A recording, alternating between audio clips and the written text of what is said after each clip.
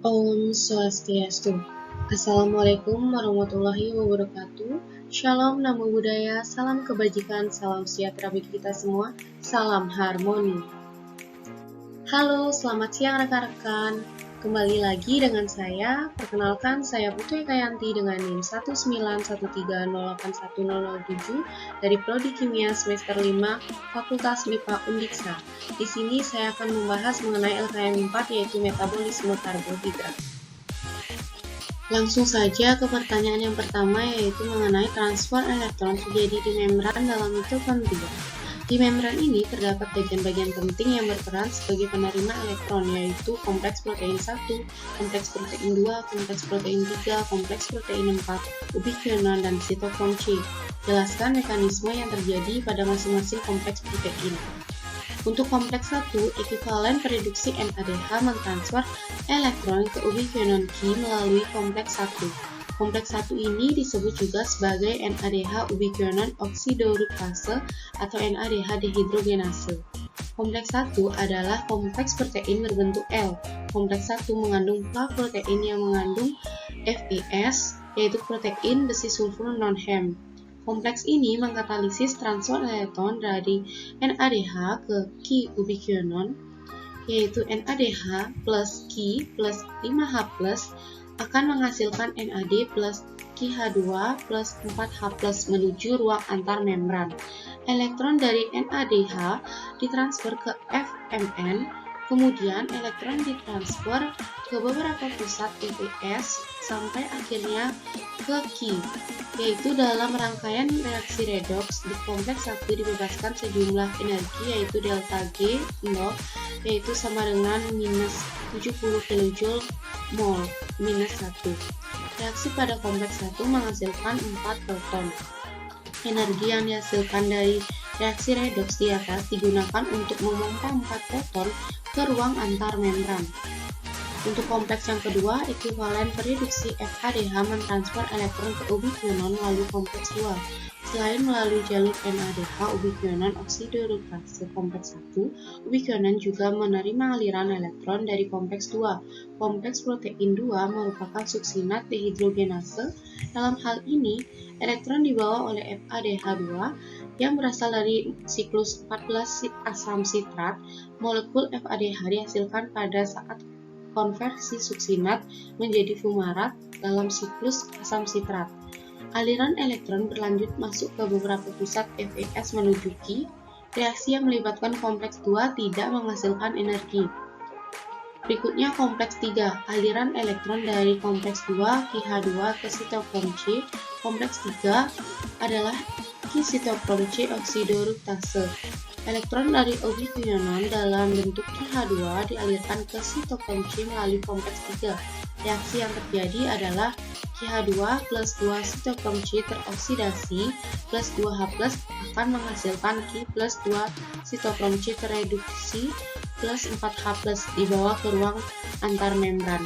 Dari reaksi yang melibatkan kompleks 3 dihasilkan 4 proton dan dibebaskan energi Q delta G0 sama dengan minus 37 kJ mol minus 1 ke proton dipompakan ke ruang antar membran dengan memanfaatkan energi tersebut. Untuk berikutnya kompleks 4, molekul oksigen direduksi menjadi air melalui kompleks 4. Reaksi yang melibatkan kompleks 4 merupakan tahap air dalam rantai pernapasan. Sitokrom C dalam keadaan tereduksi akan dioksidasi oleh kompleks 4 sitokrom C oksidase. Secara bersamaan, molekul oksigen direduksi menjadi 2 molekul air. Gugus protestik dalam kompleks 4 adalah CuA atau CuA Hem-A dan Hem-A3CuB. Transfer 4 elektron dari sitokrom C ke oksigen melibatkan logam Cu yang terikat pada gugus Hem. Elektron ditransfer ke pusat Cu, selanjutnya ke Hem-A, ke Hem-A3, dan akhirnya ke oksigen.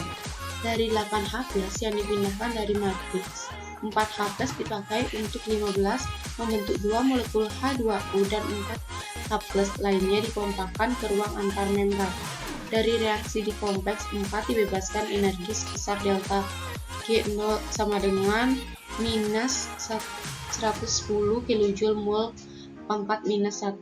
Selama proses transfer elektron di kompleks 4, molekul oksigen tetap terikat pada kompleks 4 sampai tereduksi sempurna menjadi H2O.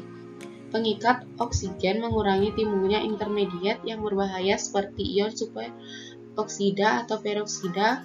Kedua anion ini terbentuk apabila oksigen menerima satu elektron menjadi ion superoksida dan dua elektron menjadi ion peroksida.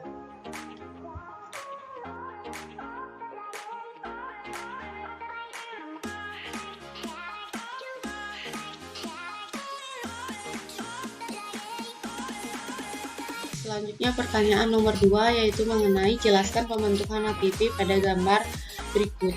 Dapat dilihat dalam slide, yaitu tahapan transfer elektron adalah yang pertama, elektron akan diteruskan kepada kompleks protein. Hal ini juga akan memicu dipompanya H+ keluar menuju ruang antar membran. Untuk yang kedua, elektron kemudian akan diterima oleh molekul oksigen yang kemudian berikatan dengan dua ion H+ membentuk H2O.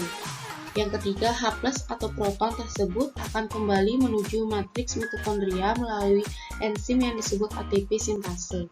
Untuk proses yang terakhir yaitu lewatnya H+ pada ATP sintase akan memicu enzim tersebut membentuk ATP secara bersamaan. Jumlah terbentuknya molekul ATP tergantung pada H+ yang masuk kembali ke dalam matriks mitokondria. Pertanyaan nomor 3 yaitu mengenai proses transfer elektron yang terjadi di dalam matriks mitokondria ke dalam membran atau kompleks protein akan ditransfer lebih jauh ke inner membran mitokondria. Gambarkan dengan lengkap transfer itu dalam mitokondria. Ini merupakan gambar proses transfer elektron yang terjadi di dalam matriks mitokondria ke dalam membran atau kompleks protein yang ditransfer lebih jauh ke inner membran mitokondria. Selanjutnya pertanyaan nomor 4 yaitu hitunglah jumlah ATP dari NADH dan FADH2 yang dihasilkan dari glikolisis, dekarbosilasi oksidatif, dan siklus Krebs. Untuk yang pertama, proses glikolisis yaitu pemecahan glukosa menjadi 2 asam pirufat yang terjadi di sitoplasma yang menghasilkan 2 asam pirufat, 2 ATP, dan 2 NADH. Untuk proses yang kedua yaitu dekarbosilasi oksidatif, di mana perubahan asam pirufat menjadi asetil koenzim A, yaitu terjadi di matriks mitokondria yang menghasilkan 2 asetil koenzim A, 2 NADH, 2 karbon dioksida. Untuk selanjutnya siklus Krebs yaitu terjadi di matriks mitokondria yang menghasilkan 6 NADH, 4 karbon dioksida, 2 ATP, dan 2 FADH. Untuk yang terakhir yaitu transfer elektron, di mana perubahan NADH dan FADH menjadi ATP terjadi di kristal mitokondria yang menghasilkan 34 ATP dan 6 H2O. Pertanyaan nomor 5 yaitu mengenai jelaskan proses transfer elektron untuk molekul FADH2. Yang pertama yaitu molekul FADH2 akan melepaskan elektronnya dan ditangkap kompleks protein 2 kemudian berpindah menuju ubikionon, namun pada tahap ini tidak menyebabkan dikeluarkannya H+. Selanjutnya, elektron akan meninggalkan ubikionon dan menuju kompleks protein 3, sitokrom C dari kompleks protein 4. Saat elektron melewati kompleks protein 3 dan 4, masing-masing menyebabkan dikeluarkannya molekul H+. Jadi hanya 2 H+ yang dikeluarkan hingga nantinya masuk kembali melalui ATP sintase dan terbentuk 2 ATP. Di akhir cerita, elektron juga akan ditangkap oleh oksigen menghasilkan H2O. Pertanyaan nomor 6 yaitu mengenai apa yang dimaksud dengan proses transfer elektron terakhir dari respirasi aerob, di mana akan dihasilkan ATP dari NADH dan FADH2 hasil dari glikolisis, dekarboksilasi oksidatif, dan siklus Krebs, yaitu artinya di mana terjadi pengangkutan elektron melalui rangkaian molekul penangkapan elektron yang menghasilkan ATP hingga elektron terakhir ditangkap oleh oksigen. Sistem transfer elektron ini terjadi di membran dalam mitokondria pada akhir sistem transport elektron terjadi penangkapan elektron oleh oksigen untuk membentuk air. Pada tahap ini melibatkan donor elektron, asektor elektron, dan reaksi reduksi dan oksidasi redoks. Donor elektron adalah senyawa yang dihasilkan selama tahap glikolisis maupun siklus Krebs dan berpotensi untuk melepaskan elektron, yaitu NADH2 dan FADH2. Disinilah akhir dari respirasi aerob molekul glukosa. Respirasi ini akan menghasilkan energi sebanyak 36 atau 38 ATP dengan hasil akhir berupa karbon dioksida dan air yang akan dikeluarkan dari tubuh sebagai zat sisa respirasi. Satu molekul glukosa dengan 6 atom C ketika mengalami respirasi aerob akan melepaskan 6 molekul karbon dioksida. Karbon dioksida tersebut dibebaskan pada tahap dekarboksilasi oksidatif dan siklus Krebs. Pertanyaan nomor 7 yaitu mengenai buat ringkasan jurnal yang diberikan dengan judul The Powerful Immune System Against Powerful COVID-19 A Hypothesis. Pada 11 Maret 2020, Organisasi Kesehatan Dunia menyatakan wabah virus corona sebagai pandemi. Sejak Desember 2019, dunia telah mengalami wabah penyakit coronavirus 2019 atau COVID-19. Epidemiologi, faktor risiko, dan karakteristik klinis pasien dengan COVID-19 telah dilaporkan, tetapi faktor-faktor yang mempengaruhi sistem kekebalan terhadap COVID-19 belum dijelaskan dengan baik. Pada artikel ini menyediakan novel hipotesis untuk menggambarkan bagaimana peningkatan adenosin trifosfat seluler atau CATP berpotensi meningkatkan efisiensi sistem kekebalan bawaan dan adiktif untuk mencegah atau melawan COVID-19. Angka fatalitas kasus COVID-19 tertinggi pada populasi lansia. Sebaliknya, anak-anak memiliki risiko terendah untuk infeksi dan tingkat kematian. Perbedaan ini dapat ditunjukkan dari aspek energi seluler. Penuaan berpotensi melemahkan kapasitas pernapasan mitokondria. Mengingat pertimbangan ini, tingkat CATP berpotensi dianggap sebagai komponen penting dalam infektivitas dan prognosis COVID-19. Dengan meningkatkan CATP diharapkan terjadi perbaikan pada sistem imun bawaan dan adaptif. Selain itu, peningkatan CATP berpotensi memiliki efek pencegahan atau terapeutik. Pertanyaan nomor 8 yaitu mengenai penjelasan mekanisme reaksi. Yang pertama yaitu NADH akan melepaskan elektronnya kepada kompleks protein 1. Peristiwa ini membebaskan energi yang memicu dipompanya H+ dari matriks mitokondria menuju ruang antar membran.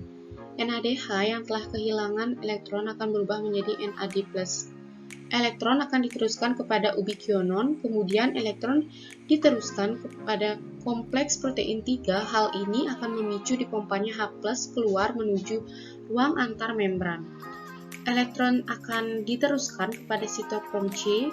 Elektron akan diteruskan kemudian kepada kompleks protein 4. Hal ini juga akan memicu dipompanya H+ keluar menuju ruang antar membran.